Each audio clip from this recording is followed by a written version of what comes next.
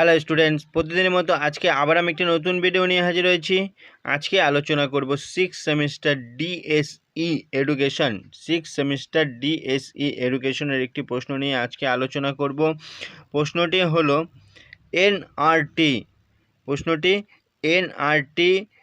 এবং সিআরটি এর পার্থক্য লেখো। এনআরটি মানে হচ্ছে নির্ণায়ক ভিত্তিক অভিক্ষা, আর সিআরটি মানে হচ্ছে নর্ম ভিত্তিক অভিক্ষা।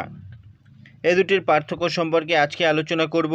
তোমরা যারা আমার চ্যানেলে নতুন তারা চ্যানেলটিকে সাবস্ক্রাইব করে নেবে, তাহলে সবার আগে নোটিফিকেশন তোমাদের কাছে পৌঁছে যাবে। উত্তরে কি বলছে, নর্মভিত্তিক অভিক্ষা ও নির্ণায়ক ভিত্তিক অভিক্ষা মধ্যে পার্থক্য ভিত্তিক কি? উপায়ের ব্যক্তি অভিক্ষায় প্রাপ্ত ফলকে বিবেচনা করা। ব্যক্তির অভিক্ষায় প্রাপ্ত ফল যে, সেই ফলটাকে বিবেচনা করা হয় এই দুটি প্রক্রিয়ার মাধ্যমে। ব্যক্তির অভিক্ষায় প্রাপ্ত নম্বরকে দলের গড়ের তুলনা করা হয়। অপরদিকে কি করা হয়, নির্ণায়ক ভিত্তিক অভিক্ষায় ব্যক্তির অভিক্ষায় প্রাপ্ত নম্বর সঙ্গে পূর্ব নির্ধারিত, এটা নম্বর হবে, নির্ধারিত সুস্পষ্ট কোনো নির্ণায়কের সঙ্গে তুলনা করা হয়। এনআরটি ব্যবহার অভিক্ষায় দলের অন্য সদস্যদের পারদর্শিকতার প্রেক্ষিতে সেই অভিক্ষায় ব্যক্তিরা অবস্থান নির্ণয় করতে পারে।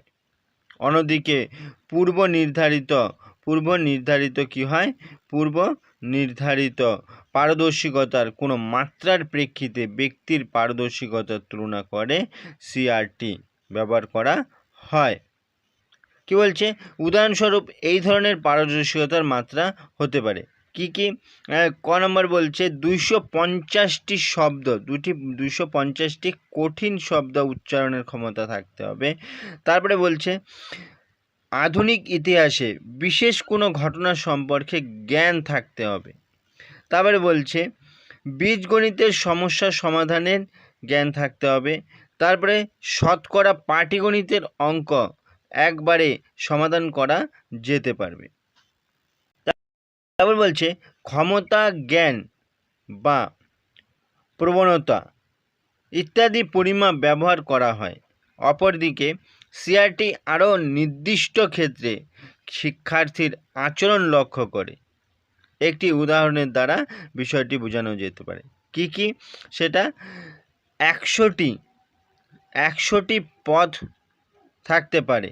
অপরদিকে পঠন ক্ষমতার 5টি ভিন্ন দিকের জন্য প্রত্যেকটিতে কি হবে, 20টি পদ, 5টা ভিন্ন পদ হবে, প্রত্যেকটাতে কি হবে, 20টি পদ থাকতে পারে।